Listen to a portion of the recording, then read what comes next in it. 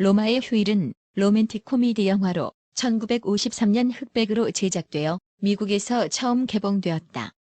윌리엄 와일러가 감독하였고 주연으로 그레고리 패기, 조 브래들리 역, 오드리 헵번이 앤 공주 역, 에디 알버트가 어빅 레도피치 역으로 출연했다. 상영 시간은 117분이다. 영화 로마의 휴일 줄거리. 유럽 순방에 나선 앤 공주는 유럽의 여러 국가와 관계를 맺기 위해 로마를 방문한다.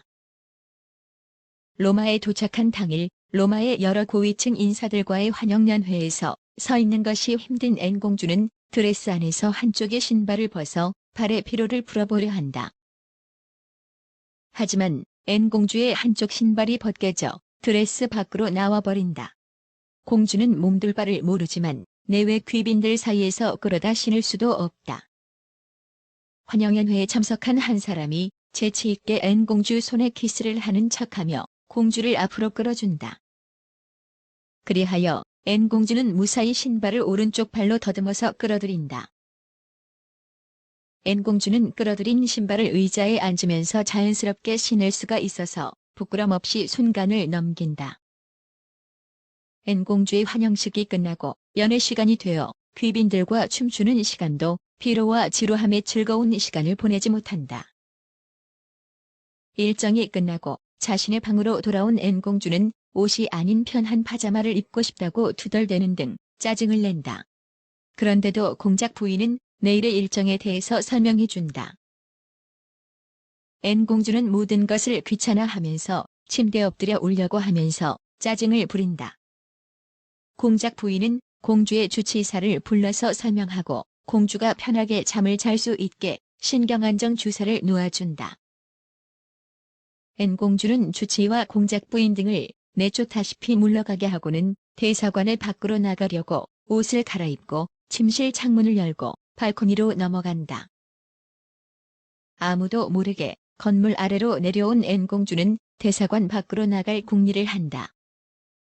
그러던 중 대사관의 물품들을 모아놓는 장소에서 수거하는 차가 있는데 누군가 차에 물건을 싣고 있었다. 앤 공주는 그 차 짐칸에 몰래 탔고 수거차의 운전자는 아무것도 모른 채 차를 출발한다. 이제 육중한 대사관의 정문을 통과해야 한다.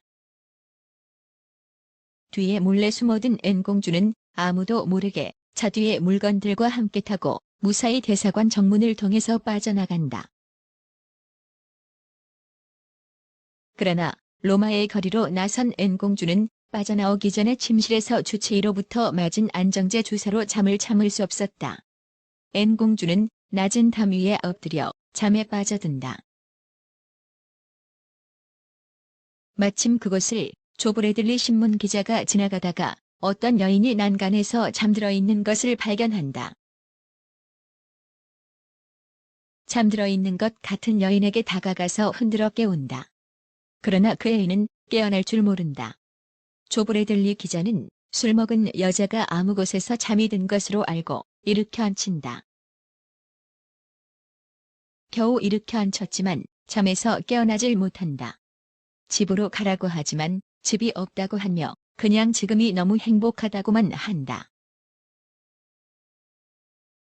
브래들리는 정신을 차리지 못하는 그녀를 겨우 부축하며 브래들리의 집으로 데리고 간다. 그녀의 손을 붙잡고 계단을 오르는데도 잠에서 깨어나지 못하고 다른 방향으로 간다.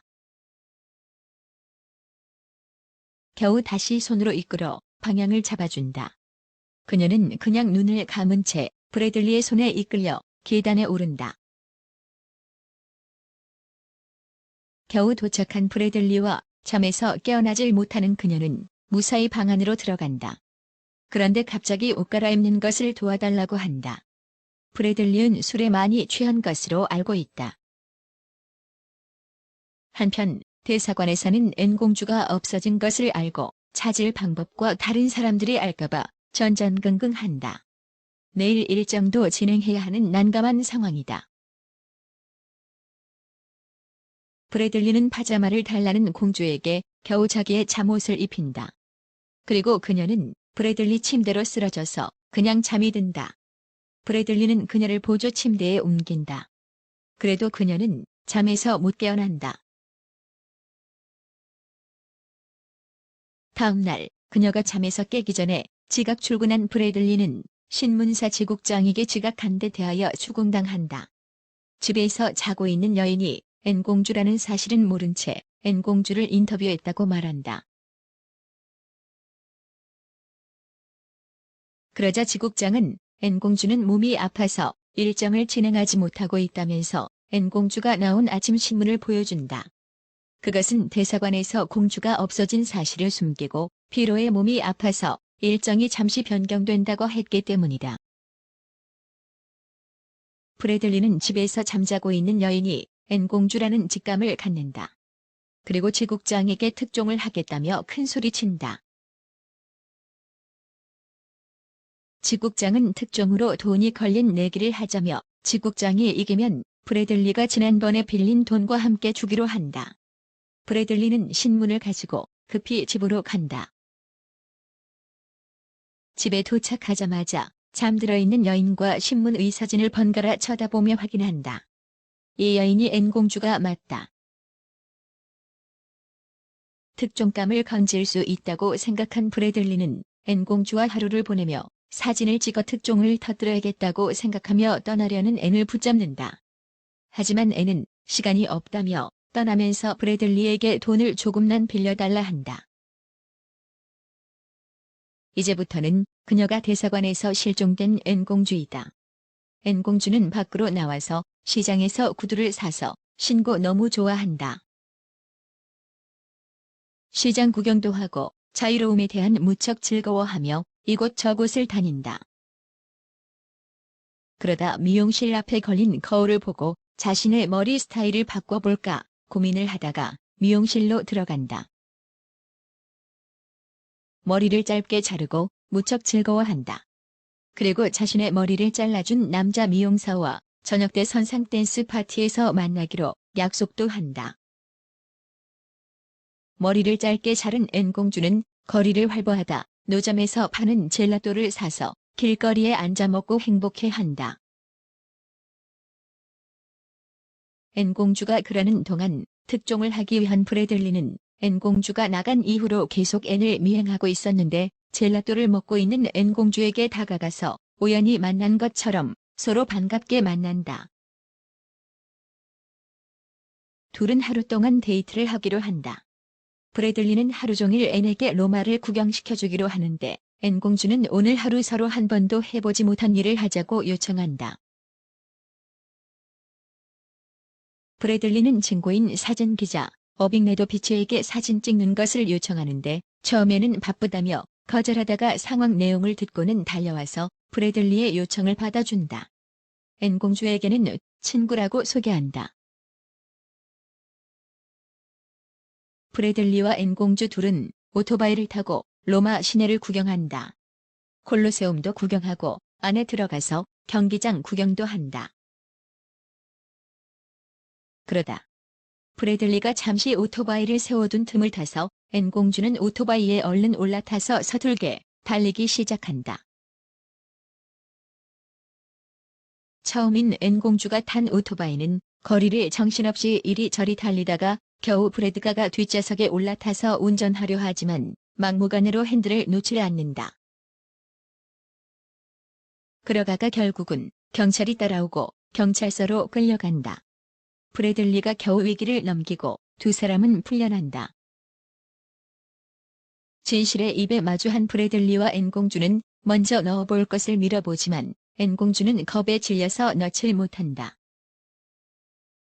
브래들리가 손을 넣고 일부러 손을 빼지 못하는 척하자 앤공주는 어쩔 줄 모르면서 달려들어 함께 브래들리 손을 빼려 한다. 그러나 거짓말같이 브래들리 손이 무사히 빠지자 앤공주는 거짓인 곳을 알아차리고 울며 웃으며 브래들리 품에 안긴다. 저녁때가 되어서 미용실에서 미용사와 약속한 선상의 댄스 파티장으로 둘은 간다. 그런데 대사관에서는 앤공주를 찾으러 사람을 풀어서 선상 댄스 파티가 열리는 장소로 찾아온다. 앤공주를 찾으러 온 사람들과 서로 격투가 벌어지고 브래들리와 앤공주는 합세하여 그들을 빠져나가려고 실랑이가 벌어진다.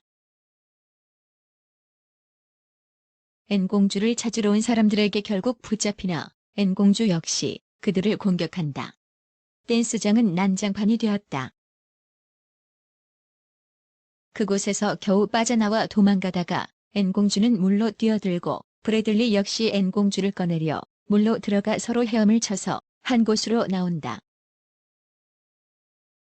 브래들리는 물에 흠뻑 젖은 앤공주를 끌어안고 있다가 서로 진한 키스를 한다. 서로의 사랑으로 변하는 순간이었다. 결국 앤공주는 대사관으로 다시 돌아갈 것을 결심하고 주소를 알려주면서 그곳까지 데려다 줄 것을 브래들리에게 부탁한다. 알려준 주소는 대사관 앞이었다. 물론 브래들리는 알고 있었지만 모른 척한다. 앤공주와 브래들리는 서로 진한 포옹을 하고 아쉬워한다.